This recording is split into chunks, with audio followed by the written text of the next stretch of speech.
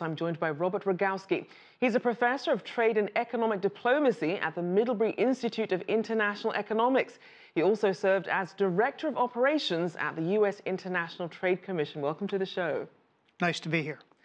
So let's start with what we're seeing. Some cautious optimism from the Chinese side on these talks. Of course, Trump taking to Twitter to say that the talks are going very well. How much should we read into these talks being extended for another day? Well, I think it's a very good sign that it's being extended. If the complaints were dominating the discussion, it could have ended on time or even before time.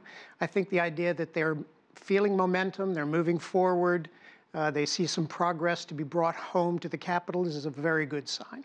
And so in terms of the areas where they're most likely to be able to see eye to eye versus the biggest sticking points, what are the standouts? Oh, well, it's hard to say what they're coming to conclusions on in the discussions. But I presume if they're making progress and they're feeling good about the progress they're making, it's going to be some movement in intellectual property protections, because that's a big one for the United States. The requirements for technology transfers are important. I'm excited to think that they're looking forward to some success in agricultural trade, because I think that's an extremely important one for both parties.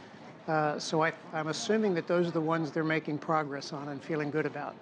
Now, obviously, a lot of the companies were likely to feel the full brunt of this in 2019, this fallout from the tariffs. Just how much pressure is there on both countries to resolve this? Oh my gosh, there's an intense amount of pressure in both capitals, I'm sure. You have to think about the incredibly beneficial relationship the American and Chinese businesses have experienced with the relationship between the two countries. So to have this sort of trade conflict rise up in the midst of what has been a very, very remarkable 2 decades of progress is extremely disconcerting for the business community. And I can tell you for sure in Washington, there's a tremendous amount of attention being paid to this because of the importance of it. And obviously not just the US and China are involved. When you have such a globally connected trading system, everyone is watching to see what's happening. Everyone is watching to see what's happening because the fallout hits across the globe. These are the 2 largest economies. They're the 2 largest importers, exporters. They're the largest importing and exporting market for all countries, one or the other. So what happens in Beijing today and the follow-up to that in these 2 capitals will affect industry across the globe. Now, we know that culturally and even personality-wise, we're looking at 2 very distinct negotiating styles. How do you see their different styles either helping or hurting things move forward? It's a great question. I mean, in many ways, you have 2 different civilizations. Someone once said that China is a civilization disguised as a country, and I think the same can be said for the United States.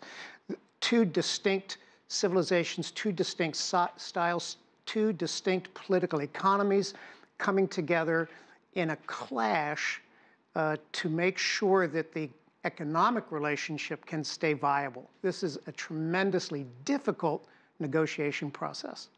And what do you think each side has learned about each other in this process?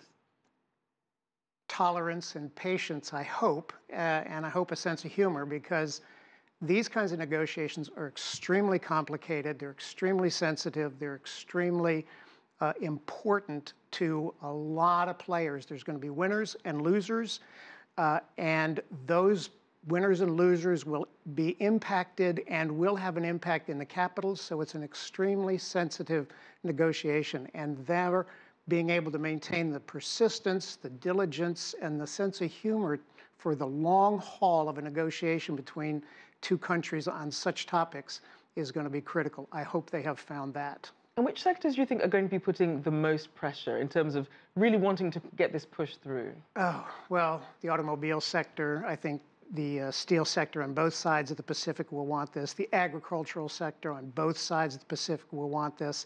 And the high-tech sector, because we are talking about a number of high-tech issues related to the advancement of digital economies. And both economies are becoming highly digital. And the technologies, the standards, the research and development that goes into that determines how these markets operate. Extremely important to both economies. Now, since this is something that is so important to both economies, and we have this standoff, has this forever changed how China and the US are going to view their trade relationship?